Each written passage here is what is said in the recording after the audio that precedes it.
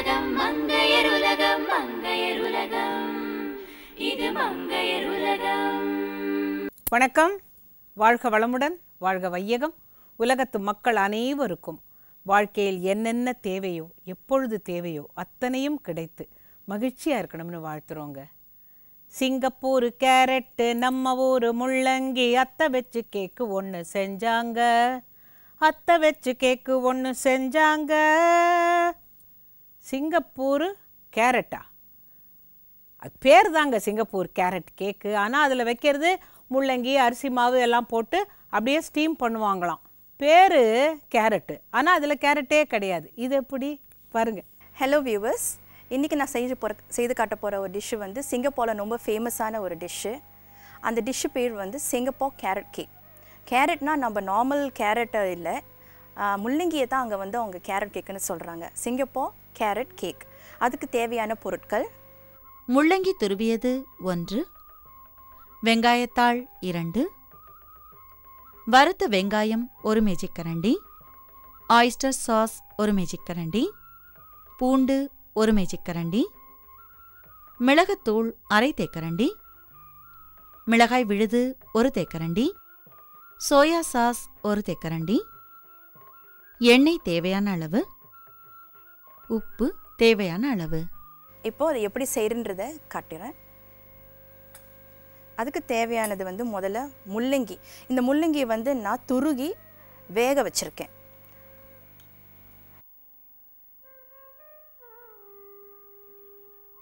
அதில் வந்து கொஞ்சம் மிளகுத்தூள், கொஞ்சம் உப்பு,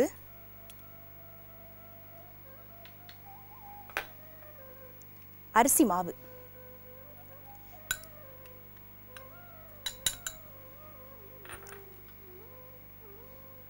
ஸ்ப்ரிங் ஆனியன், அது கொஞ்சம் வாசனைக்கு போட்டுக்கலாம். இது வந்து ரோஸ்டட் ஆனியன். இது நீங்கள் கடையில் வாங்கலாம், இல்லைன்னா வீட்லேயே நீங்கள் வந்து லைட்டாக எண்ணெய் ஊற்றி அதை நல்லா ரோஸ்ட் பண்ணி இதில் போட்டுக்குங்க. கொஞ்சமாக தண்ணீர் விட்டு, கொஞ்சம் இல்லை கொஞ்சம் திக்காக, அது நல்லா ஒன்றா வர வரைக்கும் நல்லா கிண்டி, ரொம்பவும் தண்ணியாக இல்லாமல் ரொம்பவும் கெட்டியாக இல்லாமல் கரெக்டான பதத்தில் அதை வந்து நல்லா ஒன்றா சேர்த்து கிளறி விட்டணும். இப்போ இதை நம்ம இட்லி பானையில் ஊற்றி, இதில் ஒரு டின்னு, பேக்கிங் டின்னு வச்சுருக்கேன். அதில் வந்து நம்ம இந்த மாவை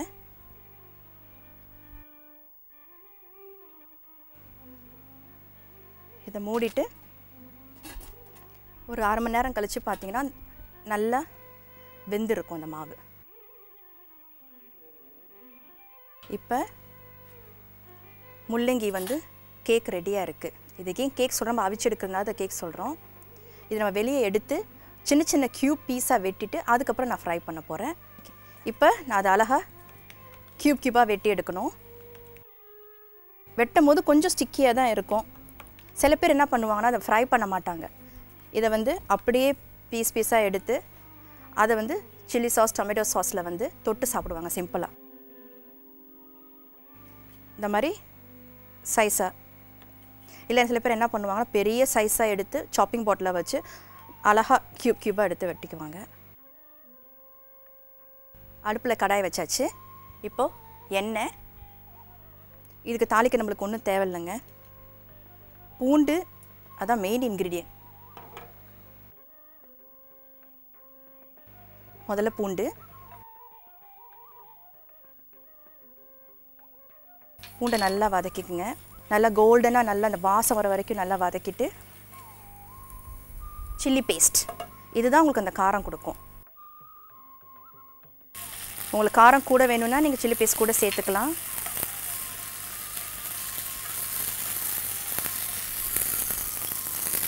ஆயிஸ்டர் சாஸ்,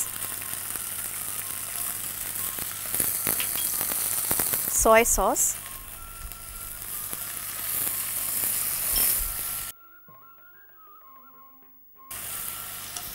தீயை கொஞ்சம் கம்மி பண்ணிவிட்டு, இப்போ நம்ம வெட்டி வச்ச அந்த முள்ளங்கி கேக்கை வந்து அதில் போட்டுடலாம். நீங்கள் சும்மாவே இப்படி பெரட்டியும் சாப்பிடலாம். இல்லை இதில் கொஞ்சம் வெஜிடபிள் ஏதாவது போடணுன்னா எல்லா வெஜிடபிளும் சூட்டபுளாக இருக்காது இதுக்கு. இப்போ அந்த சில்லி பேஸ்ட்டு இதெல்லாம் நல்லா வெந்துட்ட பிறகு கடைசியாக ரோஸ்டட் வெங்காயம் கொஞ்சமாக வாசத்துக்கு, வெங்காயத்தாள் கொஞ்சம், நான்வெஜ் சாப்பிட்றவங்களா இருந்தால் ஒரு முட்டை உடச்சி இதில் போட்டு அப்படியே எப்படி நம்ம கொத்து பரோட்டா அது அந்த ஸ்டைலுக்கு அப்படியே வரும். சிங்கப்பூர் கேரட் கேக் இல்லைன்னா முள்ளங்கி கேக்குன்னு சொல்லுவாங்க. இது வந்து சிங்கப்பூர் ரொம்ப ஃபேமஸ்ன்னு சொன்னேன். இது வந்து பிரேக்ஃபாஸ்ட்டாக சாப்பிடுவாங்க அங்கே மலேசியாவில் எப்படின்னா பிரேக்ஃபாஸ்ட் நல்லா ஹெவியாக சாப்பிடுவாங்க. மலேசியா சரி சிங்கப்பூரும் சரி 2 நாடுமே சரி ஹெவி பிரேக்ஃபாஸ்ட் சாப்பிடுவாங்க. பரோட்டா ரொட்டி இந்த மாதிரி முள்ளங்கி கேக் இது மாதிரி. இது வந்து சில பேர் ஈவினிங் ஸ்நாக்காகவும் சாப்பிடுவாங்க. ரொம்ப ஹெவியாக இருக்காது, லைட்டான ஒரு ஸ்நாக்காக இது ரொம்ப ஆப்டான இருக்கும். சிங்கப்பூர் கேரட் கேக் தயார். சிங்கப்பூர் கேரட் கேக் செய்ய தேவையான பொருட்கள்: முள்ளங்கி துருவியது 1, வெங்காயத்தாள் 2, வறுத்த வெங்காயம் 1 மேஜிக்கரண்டி, ஆயிஸ்டர் சாஸ் 1 மேஜிக்கரண்டி, பூண்டு 1 மேஜிக்கரண்டி, மிளகுத்தூள் அரை தேக்கரண்டி, மிளகாய் விழுது 1 தேக்கரண்டி, சோயா சாஸ் 1 தேக்கரண்டி, எண்ணெய் தேவையான அளவு, உப்பு தேவையான அளவு. சிங்கப்பூர் கேரட் கேக் செய்முறை: ஒரு பாத்திரத்தில் துருவிய வேக வைத்த முள்ளங்கி, மிளகுப்பொடி, உப்பு, அரிசி மாவு, சிறிதளவு வெங்காயத்தாள், வறுத்த வெங்காயம், சிறிதளவு தண்ணீர் ஆகியவற்றை சேர்த்து கட்டி இல்லாமல் நன்றாக கலந்து கொள்ளவும். பிறகு அதை ஒரு பாத்திரத்தில் ஆவியில் 3/4 அல்லது 1 மணி நேரம் வரை வைத்தெடுத்து ஆறியதும் அதை சிறு சிறு துண்டுகளாக வெட்டிக்கொள்ளவும்.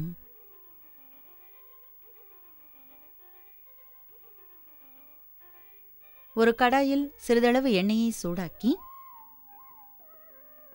அதில் பூண்டு சேர்த்து நன்றாக வதக்கவும். வதங்கியதும் அதில் மிளகாய் விழுது, ஆயிஸ்டர் சாஸ், சோயா சாஸ் ஆகியவற்றை சேர்த்து வதக்கவும். பிறகு அதில் வெட்டிய துண்டுகளை சேர்த்து நன்றாக கலந்து வேக வைக்கவும். பிறகு அதில் சிறிதளவு வறுத்த வெங்காயம், வெங்காயத்தாள் இரண்டையும் சேர்த்து நன்றாக கலந்து சூடாக சாப்பிடவும். சிங்கப்பூர் கேரட் கேக் தயார்.